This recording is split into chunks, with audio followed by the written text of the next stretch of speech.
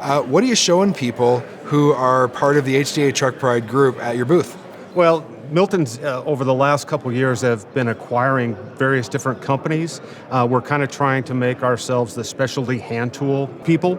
Okay. So we started out with Zee Line, and I know this is a simple grease gun, Yeah. but we've got all sorts of fluid handling items in the Zee Line, tanks, barrel pumps, drains, just about everything that you would need for the fluid handling stuff. Okay. So this tool, you're greasing things. This is all part of regular maintenance, right? Correct.